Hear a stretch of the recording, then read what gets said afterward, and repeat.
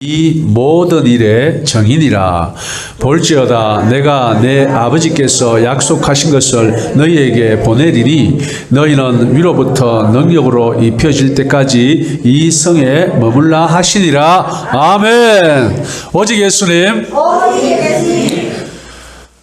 부활하신 예수님의 은혜가 여러분의 영육간에, 삶 속에, 가정에 하시는 일에 충만하시기를 축원드립니다. 아멘.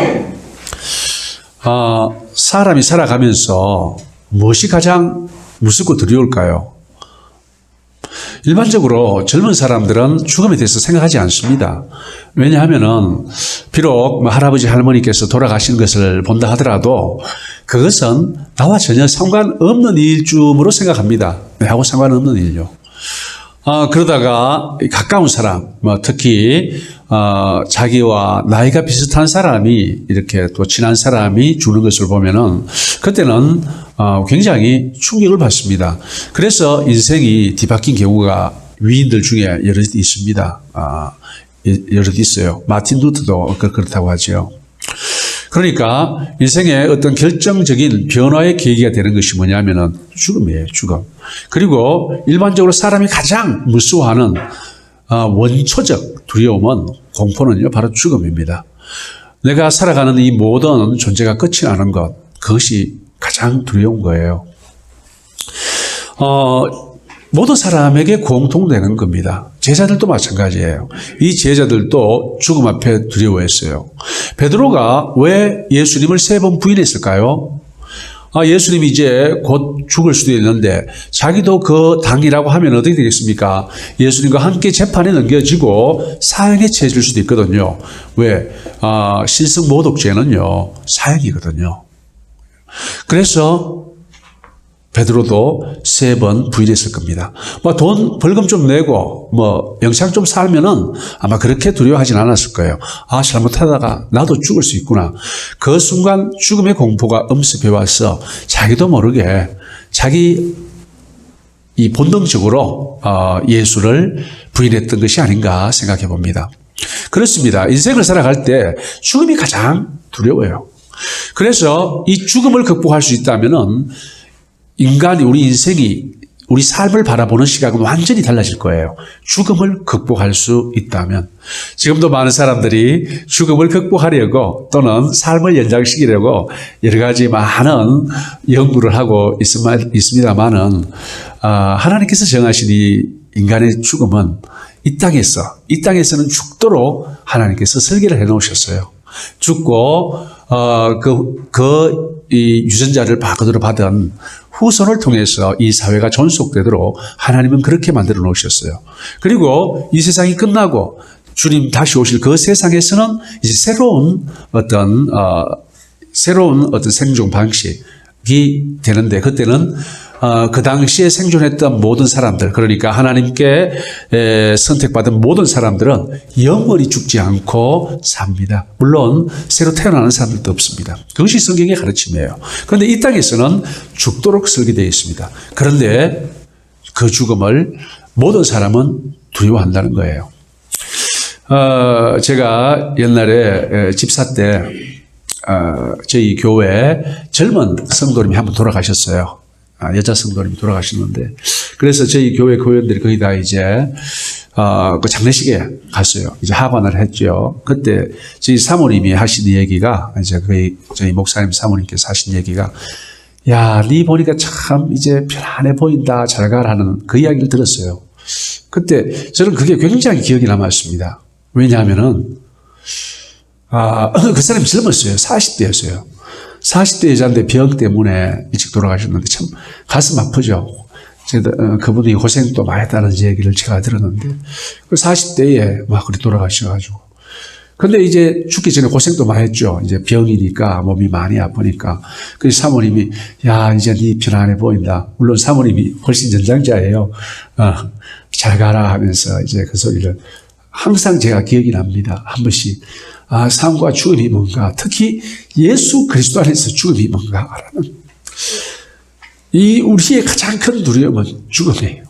그런데 예수님께서 그 죽음을 정복하신 분이라는 겁니다. 그래서 성경에서는 부활의 첫 열매를 예수 그리스도로 꽂고 있는 겁니다. 그런데 제자들도 그 사실을 알고 있었어요. 예수님께서 계속 이야기했어요. 예수님께서 내가 죽고 3일 만에 부활한다. 성경에 기록되어 있는 대로 나는 왔다가 간다. 라는 이야기를 계속했지만 제자들은 그 이야기를 이해를 못합니다. 전혀 이해를 못해요. 예수님께서 언제부터 그 이야기를 했냐면은 베드로가 주는 그리스도시요 살아계신 하나님의 아들이시니다. 이 말을 한 이후로 예수님께서는 자기의 신분, 메시아 그리스도 신분을 이야기를 했고 더 나아가서 이제 죽을 것도 이야기를 했습니다. 나는 죽으러 왔다. 너희들의 죄를 대속하러 왔다. 하지만 죽는 것으로 끝나는 것이 아니고 3일 만에 다시 살아나서 부활의 첫 열매가 되고 뿐만 아니라 나를 믿는 모든 자들에게 죽지 않는 것을 내가 친히 보여주겠다. 이렇게 약속하신 거예요. 그런데 사람들은 몰라요. 못 알아들어요. 심지어 가장 사랑하는 제자, 같이 자고 같이 먹고 그런 제자들도 예수님의 말뜻을 못 알아들어요. 못 알아듣습니다. 그게 무슨 말인지요? 오늘날도 마찬가지입니다. 오늘날 얼마나 교회에 예수 믿는다고 하는 사람들이 많습니까? 그러나 이 부활의 주님을 정말로 믿는 사람이 있습니까? 부활의 주님을 정말로 믿는다면 그것은 삶으로 나타납니다. 어떻게 해요? 죽음을 두려워하지 않는 신앙으로 나타나는 거예요. 그걸 어떻게 할 수 있냐고요? 바로 부활의 예수님을 만난 예수님의 제자들은 죽음을 두려워하지 않고 마침내 다 죽었지만 예수를 전하다가 다 죽었지만 그런 삶을 살았던 겁니다. 오늘날 마지막 때 믿음을 보겠느냐 하신 예수님의 말뜻은 뭡니까? 참으로 부활 주님을 믿는 하나님의 백성이 없다는 거예요. 부활 주님을 믿는 하나님의 백성이 있다면 하나님의 말씀대로 살려고 목숨을 거는, 왜요? 그렇게 살 때 영생이 보장되는, 우리의 부활이 보장되는 그 약속의 말씀이 있기 때문에 그렇습니다. 그런데 안타깝게도 실제로 그 믿음을 갖고 사는 사람은 거의 없어요. 제가 볼 때는 거의 없습니다. 별로 없습니다. 예수님도 마지막 때 믿음을 보겠느냐 하신 말씀이 뭐겠습니까? 없다는 겁니다. 좁은 길로 가는 사람이 없다는 예수님의 말씀이 뭡니까? 길이 좁고 협착하여 그 길이 다니기 힘들지 않습니까? 그래서 찾는 이가 없다고 하셨어요. 그게 예수님의 말씀이에요. 그 길을 가는 사람은 누굽니까? 나름대로 진리의 길을 찾아간다는 사람들이에요. 한마디로 예수를 오늘날 말로요, 예수 믿는다는 사람입니다. 그렇지만 아무도 좁고 협착한 길, 그 길을 가는 사람이 없다는 거예요. 누가 그 길을 갑니까? 부활의 예수님을 만난 제자들이 그 길을 갔던 거예요. 믿음의 선진들, 부활의 예수를 만난 믿음의 선진들은 그 길로 갔지만 아무도 그 길을 찾지 않습니다. 왜 그렇습니까? 믿지 않기 때문에요. 믿지 않기 때문에요. 오늘 예수님께서 이제 11명이 모인 자리에 나타났습니다. 그 나타나기 전에 이제 예수님을 만난 두 제자, 길 가다가 만나가지고 같이 밥 먹은 두 제자가 돌아옵니다. 바로 그 위에 있죠. 35절, 바로 35절. 두 사람도 길에서 된 일과 예수께서 떡을 떼심으로 자기에게 알려지신 것을 말하더라. 그러니까, 야, 예수님 나타났다. 정말 희한하지. 그러니까 그 사람들이 들어와가지고 그 이야기를 하는 거예요. 우리도 만났다. 다시 예루살렘으로 돌아가지 않았습니까? 그 이야기를 하고 있는데 예수님께서 나타나셨습니다. 나타나니까 사람들이 못 믿는 거예요. 못 믿는 거예요. 우리가 지금 귀신을 보고 있는 것 같다. 영을 보고 있는 것 같다. 육신을 보는 게 아니고 영을 보는 것 같다. 그리고 예수님이 뭐라 합니까? 야, 내 손, 내 발 봐라. 왜 그랬을까요? 바로 못 박힌 손, 발을 보면은 바로 내가 못 박혀 죽인 그 사람 맞다, 죽은 그 예수 맞다라는 것을 손발로 보고 알아라. 그 이야기입니다. 그런데도 알지 못하지 않습니까? 보세요. 40절, 이 말씀을 하시고 손과 발을 보이시나. 41절, 그들이 너무 기쁨을 아직도 믿지 못합니다. 그냥 놀라요. 신기하고 놀랍고 기쁘기도 하지만. 그래서 여길 때에 이르시되 여기 무슨 먹을 것이 있느냐 하시니 이에 구운 생선 한 도막을 드리니 받으사 그 앞에 잡수시더라. 그래서 영은 육이었기 때문에, 살과 육이었기 때문에 먹지를 못하지만 나는 지금 육으로 왔다. 정말 다시 살아났다는 거예요. 귀신이 영이 온 게 아니고 정말 육체를 가지고 다시 부활해서 살아났으니까 너희들도 이제 이 육신을 가진, 너희들 이 모습 그대로 다시 살아날 수 있다. 내 믿음 안에서 내가 첫 번째로 그 증거를 보여줬다. 그 이야기를 지금 하시는 거예요. 자, 그런데 오늘날 이 부활절, 오늘 부활절이잖아요. 전국 모든 교회에서 부활절 설교가 시행되고 있을 겁니다. 뭐 본문이야 알아서 목사님 알아서 잡겠지만 주제는요 부활이에요. 예수님이 부활이에요. 오늘 대한민국에 1200만의 이 크리스찬이 있다면 다 부활 설교를 듣습니다. 문제는 그 진짜 부활하신 예수님을 진짜 만나는 진실로 만나는 사람은 과연 몇 명이나 될 수 있는가 하는 것입니다.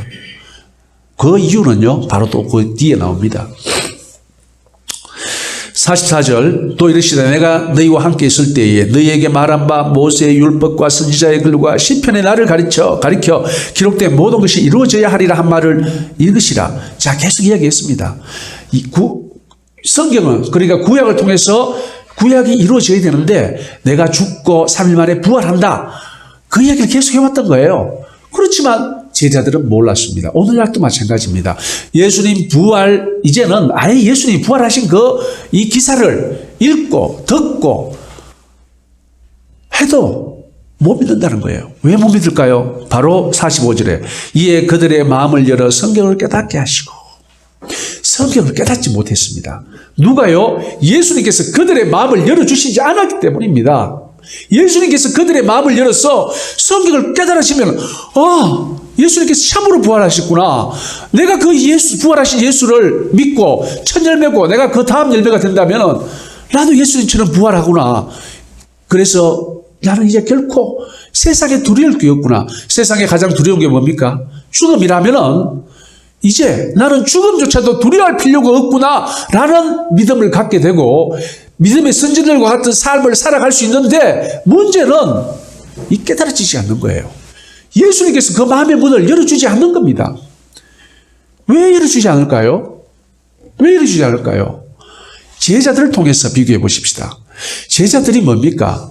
물론 처음에는 예수님께서 이 땅에서 왕이 되면 그 왕을 따라서 자기도 한 자리 해보려고 그리 따라갔지만 나중에는 이제 마음이 바뀌었어요. 이제는 그런 마음 내려놓고 진실로 진리 대신 예수 그리스도를 따르는 그런 마음을 갖게 되는 거예요. 그러면 어떻게 됩니까? 예수님을 찾는 정말 진실로 진리를 찾고 그 진리대로 살아가고자 하는 그런 사람이 많지 않다는 겁니다. 여러분들 진실로 진리를 찾고 진리가 누구십니까? 예수지요. 예수님을 찾고 예수님을 만나고 예수님 뜻대로 살아가고자 하면요 하나님께서 그 마음의 문을 열어주십니다. 열어주셔서 부활하신 예수님을 만나게 해주시는 거예요. 이 제자들처럼 정말 이 땅에 정의가 무너지고 하나님의 의가 무너지고 그걸 벌써 가편합하면서 주님 어찌해야 좋겠습니까?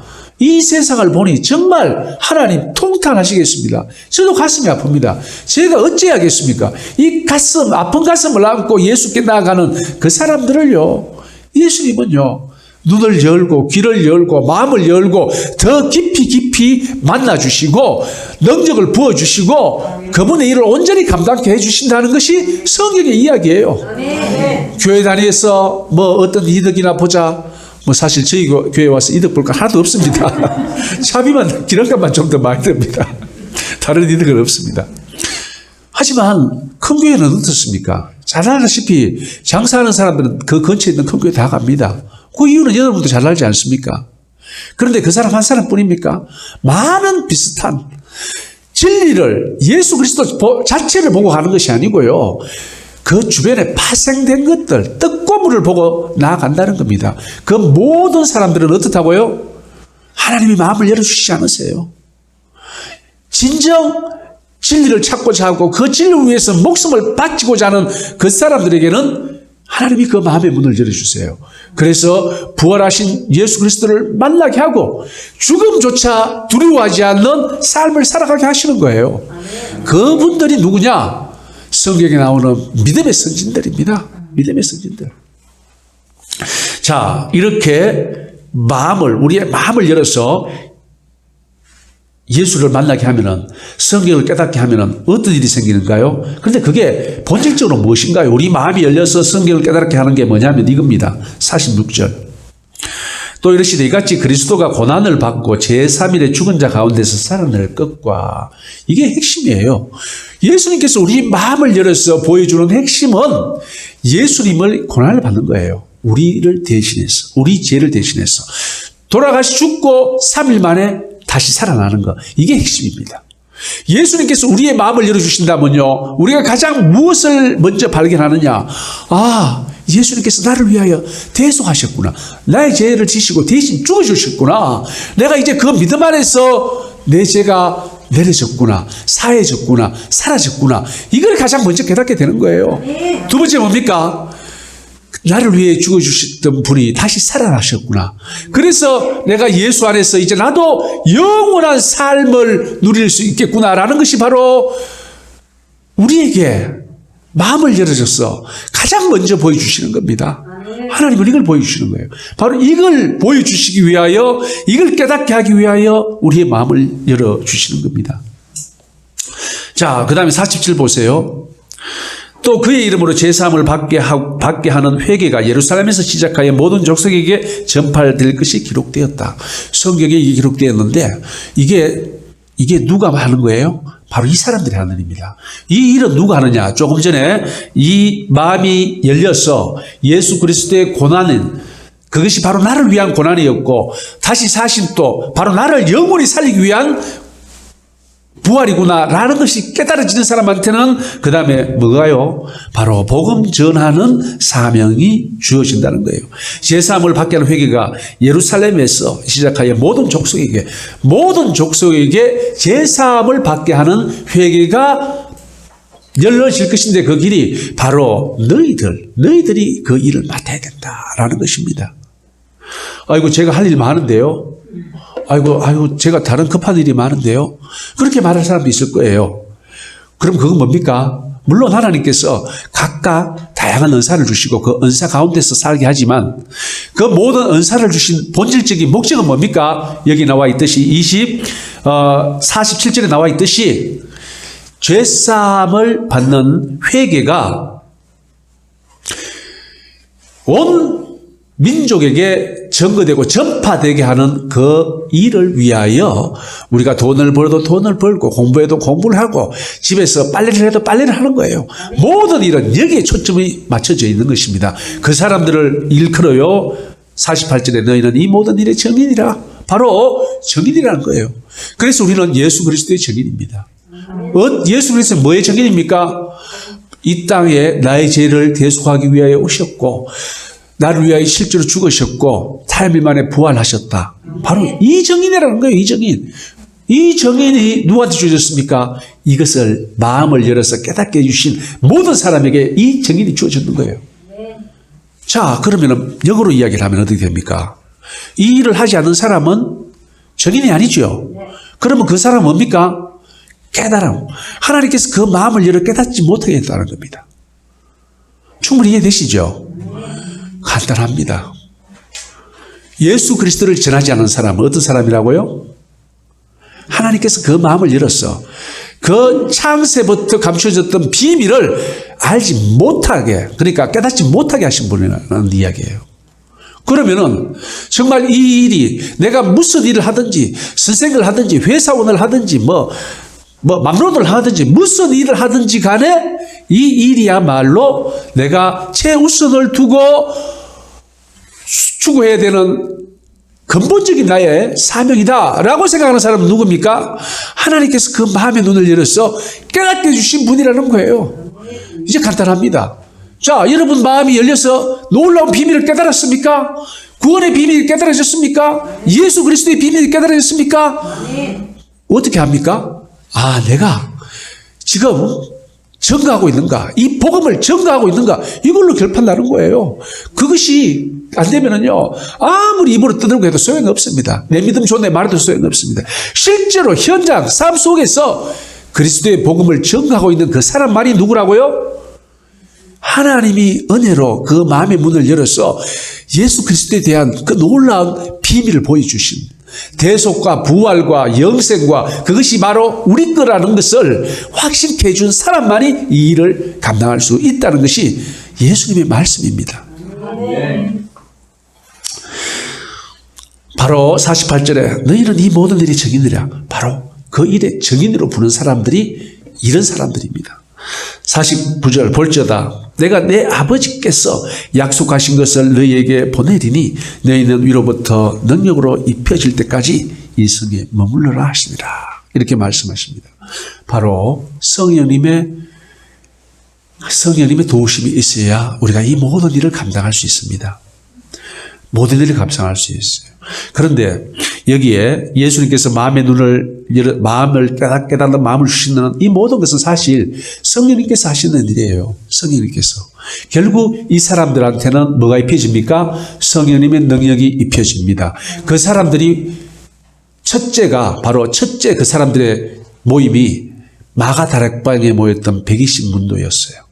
그 사람들이 바로 이 예수 그리스도의 증인이었고 그 증인들이 점점점 퍼져나갔고 오늘날 세계적으로 퍼져나갔고 그래서 이제는 거의 복음이 전거되지 않는 곳이 없을 정도로 복음이 전거되고 전파되었습니다.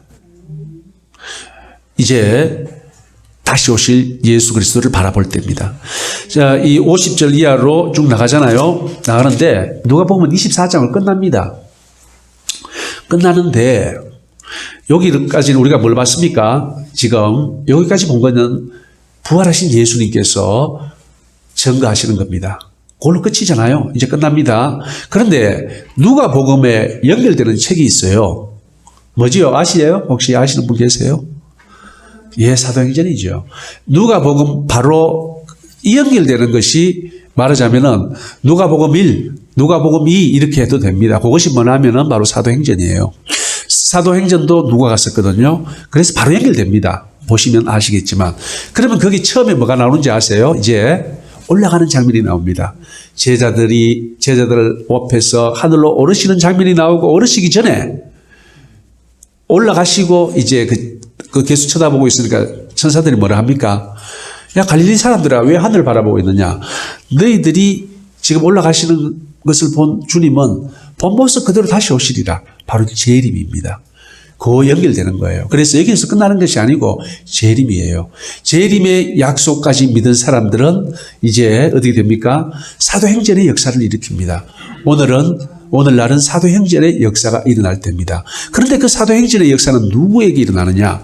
오늘 본문에서 제가 말씀드린 것처럼 나를 위하여 죽으시고 그래서 내 죄를 완전히 해결하시고 3일 만에 부활하심으로써 내가 예수 믿는 믿음 안에서 나도 영생을 가졌구나라는 것을 확신하는 그 사람들이 정인이 되고 사도행전의 삶을 살아간다는 것입니다.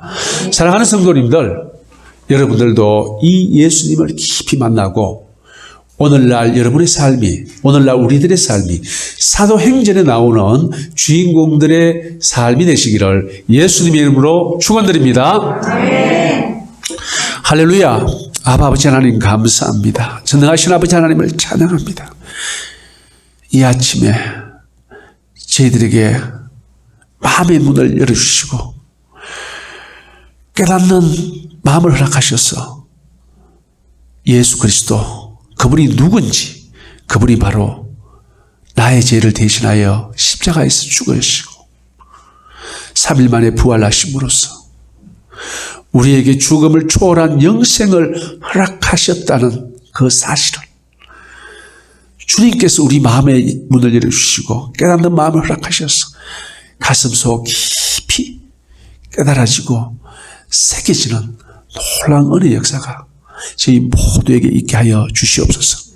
그리하여 마침내 그리스도의 증인으로 주님 다시 오실 주님 예비하는 저희 모두가 되게 하여 주시옵소서.